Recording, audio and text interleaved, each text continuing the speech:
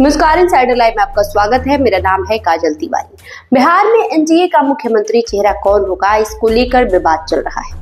हालांकि भारतीय जनता पार्टी के वरिष्ठ नेताओं ने स्पष्ट किया है कि बिहार में एनडीए नीतीश कुमार के नेतृत्व में ही चुनाव लड़ेगा और उनके चेहरे पर ही चुनाव लड़ेगा। इस साल के अंत में बिहार विधानसभा चुनाव होने हैं, जिसमें एनडीए 243 सदस्यीय विधानसभा में 225 सीटें जीतने का लक्ष्य लेकर चल रहा है।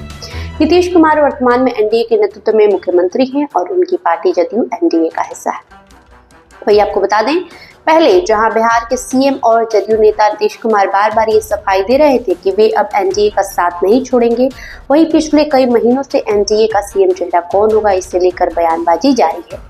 ताजा विवाद हरियाणा के मुख्यमंत्री नायब सिंह सैनी के एक बयान के बाद उठा। उन्होंने एक कार्यक्रम में ये कह दिया कि बिहार के उप मुख्यमंत्री सम्राट चौधरी बिहार विधानसभा चुनाव में विजय की पताका फहराएंगे, जिसके बाद राजद नेताओं ने कहना शुरू किया कि नीतीश कुमार की पार्टी जदयू को अपने सहयोगी से स्पष्टीकरण मांगना चाहिए। हालांकि बिहार बीजेपी के अध्यक्ष दिलीप जायसवाल ने बयान जारी किया कि हमने कई बार कहा है कि एनडीए नीतीश कुमार के नेतृत्व में ही विधानसभा चुनाव लड़ेगा। नीतीश कुमार के बेटे निशांत कुमार ने भी इस विवाद के बीच कहा है कि मेरे पिताजी पूरी तरीके से स्वस्थ हैं। उनकी सेहत को लेकर जो अफवाहें फैलाई जा रही है वे निराधार है। निशांत ने कहा कि केंद्रीय गृह मंत्री अमित शाह, सम्राट चौधरी समेत पूरा एनडीए नीतीश कुमार के नेतृत्व में एकजुट है और नीतीश कुमार ही बिहार के अगले मुख्यमंत्री बनेंगे। अब सवाल ये है कि बार बार मुख्यमंत्री का विवाद उठ क्यों रहा है। दरअसल भाजपा के एक नेता ने कहा कि आप लोग इसे विवाद समझ रहे हैं, ये विवाद नहीं है। जब विपक्ष भी एनडीए के सीएम चेहरे पर चर्चा करता है और कहता है कि कौन होगा एनडीए का सीएम, तो उसमें ये संदेह भी होता होगा कि सभी मान रहे हैं कि बिहार में एनडीए की ही सरकार बनेगी। हालांकि ये भी माना जा रहा है कि एनडीए में सीट शेयरिंग को लेकर एक दूसरे पर दबाव बनाने की कोशिश के तहत इस तरह के बयान दिए जा रहे हैं।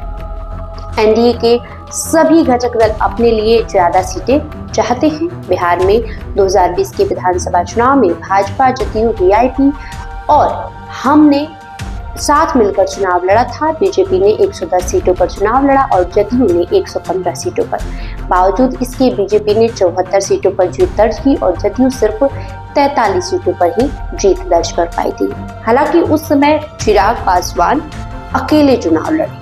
आपको बता दें कि चिराग पासवान ने अकेले ही 243 विधानसभा सीटों पर अपने प्रत्याशियों को उतारी थी और जिसका नतीजा ये हुआ कि चिराग के पार्टी को तो महज एक सीट पर जीत मिली, लेकिन जदयू की जो सीटें कम हुई, जदयू जो 43 पर अटक गई, इसके पीछे चिराग पासवान का अकेले चुनाव लड़ना ही वजह बताया गया। लेकिन इस बार एनडीए गठबंधन को फायदा ये है कि इस बार एनडीए गठबंधन के साथ जदयू, भाजपा, जीतन राम मांझी के अलावा चिराग पासवान भी है और राष्ट्रीय लोक मोर्चा के उपेंद्र कुशवाहा भी है। आपको बता दें कि साहनी महागठबंधन की हिस्सा है, लेकिन अटकलें ये भी लगाई जा रही है कि अगर मुकेश साहनी को महागठबंधन में सम्मानजनक सीटें नहीं मिलती है तो मुकेश साहनी भी एनडीए में आ सकते हैं, यानी कि मुकेश साहनी की भी घर वापसी हो सकती है। लेकिन फिलहाल एनडीए गठबंधन में 5 सदस्य हैं। वो है भारतीय जनता पार्टी, जनता दल यूनाइटेड, लोजपा रामविलास और हिंदुस्तानी अवाम मोर्चा, इसके अलावा राष्ट्रीय लोक मोर्चा। तो वही जो सीएम फेस को लेकर तरह तरह के बयान दिए जा रहे हैं, खासकर भारतीय जनता पार्टी के द्वारा, तो इसके पीछे जानकारों का यही कहना है कि ये सारे चीज इसलिए हो रहा है ताकि सीट शेयरिंग को लेकर दबाव बनाया जा सके।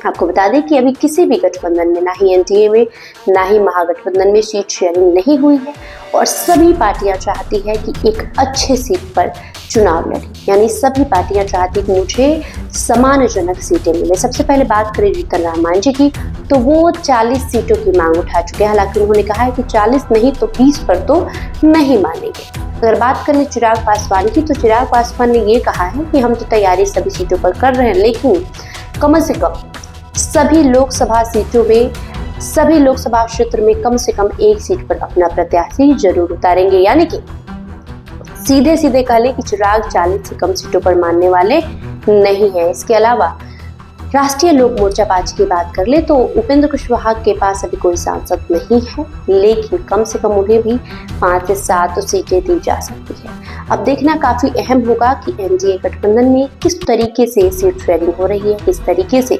सीटों का एडजस्टमेंट हो रहा है। फिलहाल अगर बात करें मुख्यमंत्री के चेहरे को लेकर तो सिर्फ महागठबंधन ही नहीं, एनडीए में भी पेच फंस रहा है। एक तरफ जहां महागठबंधन में कांग्रेस अभी किसी भी तरीके का क्लैरिटी नहीं कर रही है तेजस्वी यादव के सीएम फेस को लेकर, वहीं दूसरी ओर एनडीए में भी नीतीश कुमार की लीडरशिप में चुनाव करवाने की बात कही जा रही है, लेकिन बहुत कम ही ऐसे बयान आए हो जिसमें ये कहा गया है कि चुनाव जीतने के बाद भी मुख्यमंत्री है जो नीतीश कुमार ही बनेंगे।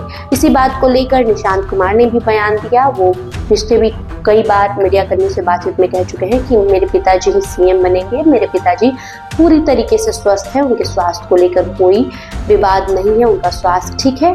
हालांकि उन्होंने विपक्ष पर आरोप लगाया, विपक्ष झूठ मूठ का अफवाह फैला रही है। अब देखना काफी अहम होगा कि किस तरीके से सीट शेयरिंग होती है दोनों गठबंधनों में, और सीएम फेस को लेकर जो एकदम क्लैरिटी वाली बात होती है कि चुनाव होने के बाद भी मुख्यमंत्री तेजस्वी यादव ही बनेंगे या नीतीश कुमार ही बनेंगे, तो इस पर कब सबका अपना स्टैंड आता है। बहरहाल आपकी जो भी प्रतिक्रिया होगी कमेंट बॉक्स में लिखकर जरूर बताएं। बहुत बहुत शुक्रिया।